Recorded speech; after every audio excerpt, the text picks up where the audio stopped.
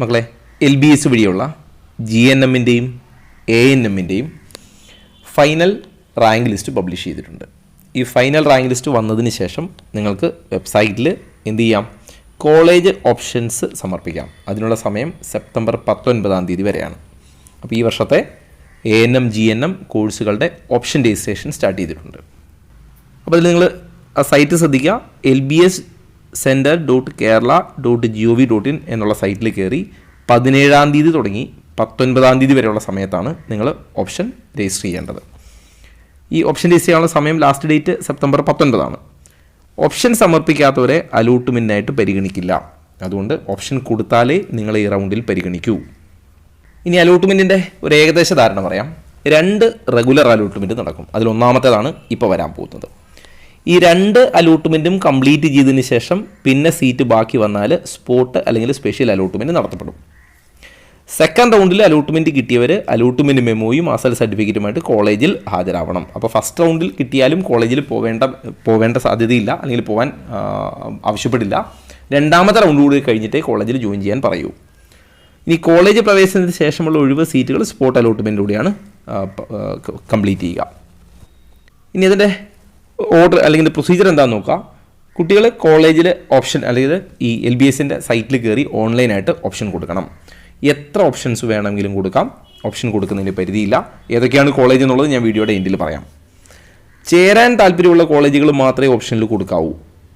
ചേരാൻ താല്പര്യമുള്ള കോളേജുകൾ തന്നെ സ്വന്തം മുൻഗണനാ ക്രമത്തിൽ വേണം കൊടുക്കാൻ. ഇപ്പോൾ നിങ്ങൾക്ക് കോട്ടയത്തെ കോളേജാണ് ആദ്യം വേണ്ടതെങ്കിൽ ആദ്യം കോട്ടയം വെക്കണം. അവിടെ കിട്ടിയില്ലെങ്കിൽ തിരുവനന്തപുരം മതിയെങ്കിൽ തിരുവനന്തപുരം രണ്ടാമത് വയ്ക്കാം.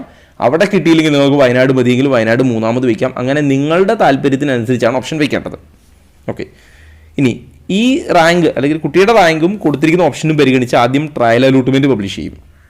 ട്രയൽ അലോട്ട്മെൻറ്റിൽ നിങ്ങൾക്ക് ഏകദേശം ഒരു ധാരണ മനസ്സിലാവുമെന്നല്ലാതെ നിങ്ങൾക്ക് എന്ത് ചെയ്യാൻ പറ്റില്ല? ജോയിൻ ചെയ്യാൻ പറ്റില്ല.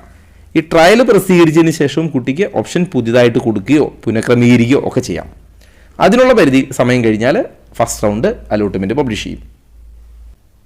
ഇനി ആദ്യ റൗണ്ട് അലോട്ട്മെൻറ്റ് കിട്ടുന്ന ഒരു ടോക്കൺ ഫീ അടയ്ക്കണം. അത് എത്രയാണെന്നുള്ളതൊക്കെ അലോട്ട്മെൻറ്റ് വന്നതിന് ശേഷം ഡീറ്റെയിൽ ഉണ്ടാവും. ഇനി ടോക്കൺ ഫീസ് അടച്ചില്ലെങ്കിൽ അവരുടെ അലോട്ട്മെൻറ്റ് ക്യാൻസലാവും. അവർ രണ്ടാമത്തെ റൗണ്ടിൽ അവരെ പങ്കെടുപ്പിക്കില്ല. അങ്ങനെയുള്ളവർക്ക് പിന്നെ സ്പോട്ടിൽ അലോട്ട്മെൻറ്റ് മാത്രമേ ബാക്കി ഉണ്ടാവൂ. ഒന്നാമത്തെ റൗണ്ടിൽ സീറ്റ് കിട്ടിയിട്ട് എടുത്തില്ലെങ്കിൽ രണ്ടാമത്തെ റൗണ്ടിൽ പരിഗണിക്കില്ല. ഇനി കിട്ടി സീറ്റ് ഫീസ് അടച്ചാൽ ഹയർ ഓപ്ഷൻസ് വേണ്ടെന്ന് വെക്കുന്നവർക്ക് അത് ഒഴിവാക്കാനൊക്കെ സമയം തരും. ഇനി സെക്കൻഡ് റൗണ്ടിൽ ആദ്യ റൗണ്ടിൽ അലോട്ട്മെൻറ്റ് കിട്ടിയവരുടെ ഹയർ ഓപ്ഷൻസും പരിഗണിക്കും. ഇതുവരെ സീറ്റ് കിട്ടാത്തവരെയും പരിഗണിക്കും. രണ്ടാം റൗണ്ടിൽ ഇതിൻ്റെ ബാക്കിയായിട്ടാണ് നടത്തുക. ഈ രണ്ടാം റൗണ്ട് അലോട്ട്മെൻറ്റ് പബ്ലിഷ് ചെയ്തതിന് ശേഷം മാത്രമാണ് കോളേജിൽ അഡ്മിഷൻ എടുക്കേണ്ടതുള്ളൂ. ഇനി അവിടെ പുതിയതായിട്ട് അഡ്മിഷൻ കിട്ടിയവർ ടോക്കൺ ഫീ അടയ്ക്കണം. ഓൾറെഡി ആദ്യ റൗണ്ടിൽ ടോക്കൺ ഫീ അടച്ചവർ പിന്നീട് അടയ്ക്കേണ്ടതില്ല. ടോക്കൺ ഫീ അടച്ചാൽ മാത്രമാണ് നിങ്ങൾക്ക് അലോട്ട്മെൻറ്റ് മെമ്മോ കിട്ടുക. മെമ്മോ കിട്ടിയാൽ മാത്രമാണ് മെമ്മോയും സർട്ടിഫിക്കറ്റുമായിട്ട് കോളേജിൽ ജോയിൻ ചെയ്യാൻ പറ്റുക. ഇനി ഈ 2 റൗണ്ടും കഴിഞ്ഞതിന് ശേഷമുള്ള ഒഴിവാണ് സ്പോട്ട് അലോട്ട്മെൻറ്റ് കൂടി ഫില്ല് ചെയ്യുക. അതിന് സ്പെഷ്യലായിട്ട് നമ്മൾ ഈ ഓൺലൈൻ അലോട്ട്മെൻറ്റിന് വീണ്ടും നിങ്ങൾ പുതിയ ഓപ്ഷൻസ് കൊടുക്കണം. പഴയ ഓപ്ഷൻസ് പരിഗണിക്കില്ല.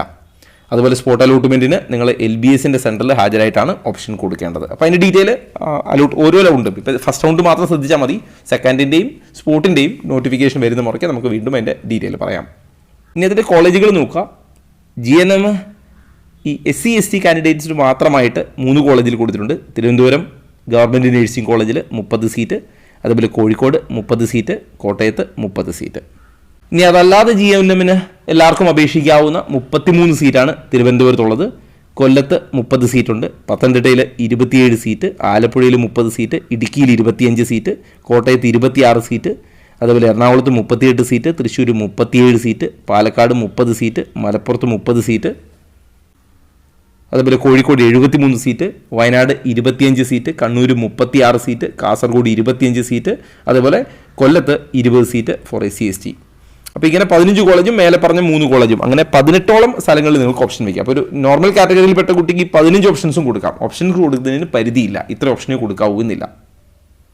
എന്നാൽ ANMന് 4 സ്ഥലത്താണുള്ളത്. ഒന്ന് തിരുവനന്തപുരത്ത് 20 സീറ്റ്, അത് SC/STക്ക് മാത്രമാണ്.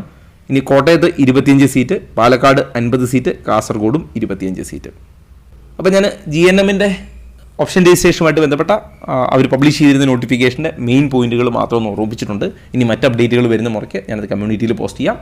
കമ്മ്യൂണിറ്റിയുടെ ലിങ്ക് കമൻറ്റ് ബോക്സിൽ പിൻ ചെയ്തിട്ടുണ്ട്.